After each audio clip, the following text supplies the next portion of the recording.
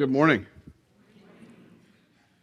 So we do things a little different order because I like to let the passion narrative, the passion story, stand a little bit on its own because it's such a powerful telling. So in a few moments, we'll read the story from beginning to end from Matthew's gospel.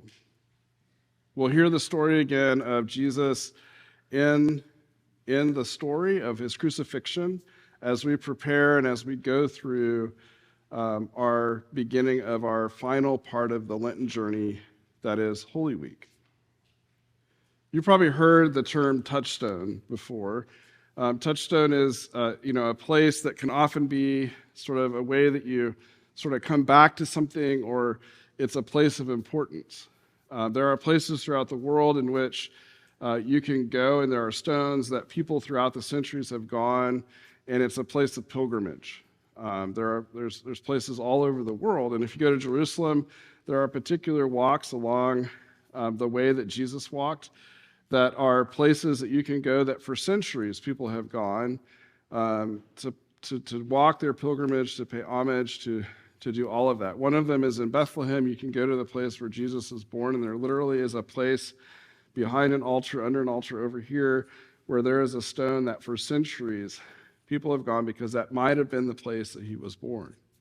You can go to the church where the wedding of Cana in Galilee, the area that it was said to have taken place, and you can be in that place and be there. There is the Garden of Gethsemane in which you can go and you can find what some people think might have been the tomb that Jesus was buried in. Nobody knows for sure, but these are holy places where people go from all over the world to touch the stone, right? To be in that presence, to be reminded. It becomes a physical place. For some people, it's going back to the college they went to or to the hometown.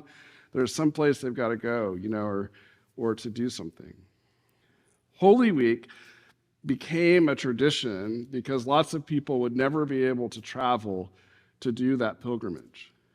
And so Holy Week became a tradition in which we do the walk, we have the Stations of the Cross, we do the Maundy, Thursday liturgy, we have the Good Friday services, we celebrate Palm Sunday and Easter and all of this, and so that we can have that moment in our own spiritual journey in which we come back to the central part of the Christian story, and that is Jesus, out of his love for the world, dying on the cross and being raised again. It is a time when we come to this moment. So a few weeks ago, we began our Lenten journey with Ash Wednesday. You come and the clergy reminds you of your mortality and reminds you of getting some urgency around doing your spiritual work, doing the work on yourself. And you might have taken on some different practices. Maybe you gave something up for Lent, or you took on a scripture study, or you decided to work on some reconciliation with a loved one or someone that you know, or maybe you took on a new prayer practice, or maybe you did nothing and said, I'm not going to commit to anything. Anybody? It's up to you. Part of the reason we do that is they're meant to be a time of exercise in which we strengthen ourselves, right? Or we take a time and we say, we're going to kind of do this. It's not so we can only be spiritual for 6 weeks out of the year and the rest of the year we don't have to worry about it. If that's the message you got, I'm really not doing my job. I'm not really preaching well. But it's about strengthening for all the other things that we do in our life. I've told you the story in the past about one of my early Lents. We were living in Oklahoma City, actually a town called Bethany. I was younger as a child and had some freedom. So I had a bicycle, so I could go almost anywhere. And in Oklahoma City and Bethany, there are drainage ditches that run all over the city. They're big culverts, you know what I'm talking about. And they are perfect bike paths. They were never meant for that, but as you're a kid, you can figure out how to get anywhere you want to go in the city when it's dry and there's not a lot of water, which is most of the time. And so that was, my friends would often, we'd take off from where we lived in Bethany and we could head anywhere we wanted to go. Of course, our parents thought we were only a few blocks away. I'll let you kind of deal with that. And one season for Lent, I had given up Orange Crush soda. Do you remember that?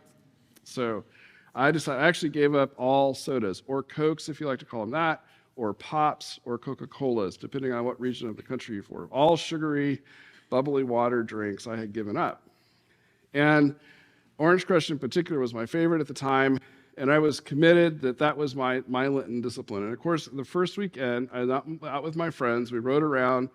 We were thirsty. This is before everybody knew that water was a better drink than soda. And so we hit a grocery store, and they had a pop machine outside, and it was only 25 cents, and I had the money, and all my friends were getting Cokes, and then they're like, "Why aren't you getting one, Gar?" And I was like, "Well, I gave it up for Lent." And they're like, "Oh, come on, no one's gonna know." And the devil and my friends, I'm telling you, they're egging me on, and pretty soon the quarter goes in. I get the orange soda. It was the best orange soda I'd had in a whole week. I drank it. In the middle of drinking it, I realized I'm gonna go home. It's gonna leave a stain. I'm gonna be in trouble. Why I thought that, I have no idea. My mom was not gonna punish me for this, and then the guilt set in. Do you know what I'm talking about? Like, I had an Orange Crush. I let God down, and I was like, what's going to happen? I'm probably, I'm not going to make it home, and all this stuff is going. And so I'm just like, I've failed my Lenten discipline. I get to the house, I walk in, my mom's like, well, hey, Gar, how was your day? How was your bike ride with your friends? Where'd you go? It's like, she knows.